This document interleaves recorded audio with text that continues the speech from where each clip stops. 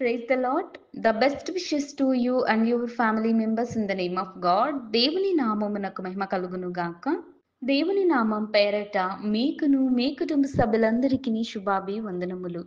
ఈరోజు దేవుని వాగ్దానము. Today God's promise. ప్రార్థన విజ్ఞాపముల చేత కృతజ్ఞత పూర్వకముగా మీ విన్నపములు దేవునికి తెలియజేయుడి. ఫిలిప్పీలకు రాసిన పత్రిక 4వ అధ్యాయం 6వ వచనం.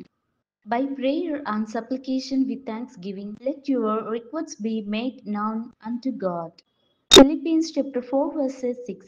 క్రీస్తునందు ప్రేమైన సహోదరి సహోదరులారా, ఈ శ్రేష్టమైన ఉదయకాల సమయములోను ప్రభువైన యేసుక్రీస్తు వారు నీతోను నాతోను మనతోను మరి ప్రతి ఒక్కరితోనూ దినవాగ్దానం ద్వారా మాట్లాడుతున్నాడండి.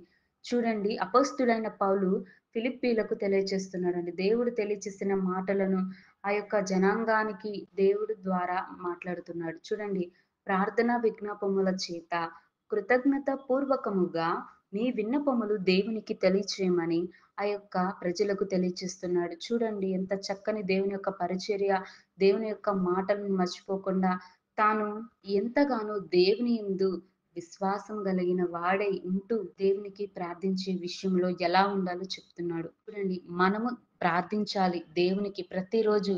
మన యొక్క పరిస్థితులను బట్టి గాని, మన యొక్క రోజును ఆశీర్వదించమని, మన ప్రయాణాల్లో గాని, మన దేవుడు దయచేస్తున్నటువంటి ఆ యొక్క భోజన పదార్థముల బట్టి మనం కృతజ్ఞత పూర్వకంగాను విజ్ఞాపన పూర్వకంగాను మనం ప్రార్థించాలి. అటువంటి ప్రార్థనాయుతమైన జీవితాన్ని మన జీవితాలలోనూ ఉండాలని దేవుడు తెలియచేస్తున్నాడండి.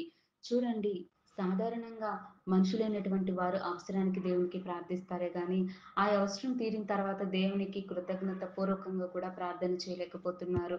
అటువంటి మనుషులు కూడా ఈ నేటి సమాజంలో కూడా ఉన్నారు. కానీ దేవుడేమంటున్నాడు? ప్రతి విషయంలో నందు నీకు ఏ సమస్యను బట్టి ఉందో నీవు ప్రార్థించు, నీవు వాటికి తగ్గ ఫలితమును దేవుడు దయచేస్తానంటున్నాడు. అలాగే కృతజ్ఞత పూర్వకంగా కూడా మనస్ఫూర్తిగా కలిగి ఉండమంటున్నాడు. చూడండి, దేవుడు మన జీవితంలో కానీ ఏదైనా అద్భుతమైన కార్యం మనం జరిగిస్తే ఎంతో సంతోషిస్తాం, ఆనందిస్తాం, కుటుంబంతో కలిసి ఎంతో ఆనందంగా ఉంటాం.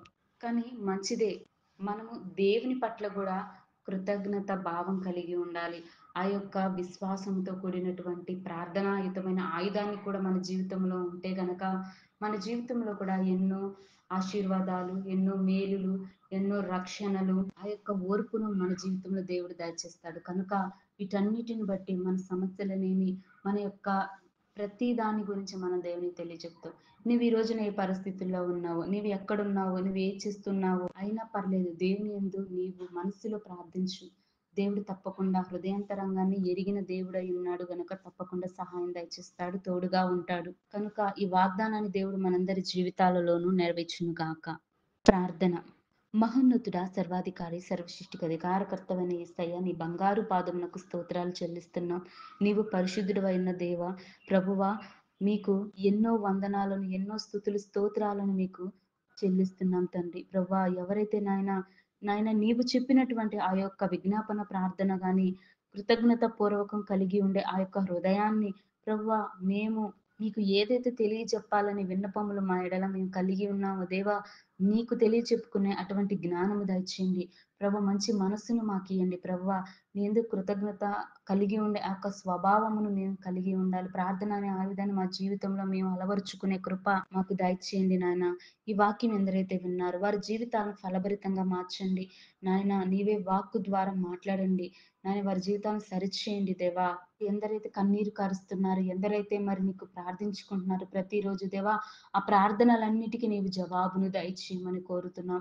నీవే సహాయకర్తగా నిలబడమని కోరుతూ ప్రార్థనలో యందు ప్రభు ఆనందాన్ని, సంతోషాన్ని ప్రతి కుటుంబాల్లోనూ, ప్రతి వ్యక్తిగత జీవితాలలోనూ నీవు దయచేయమని యేసయ్య నామమున అడిగి వేడుకొంచున్నాం తండ్రి. ఆమేన్.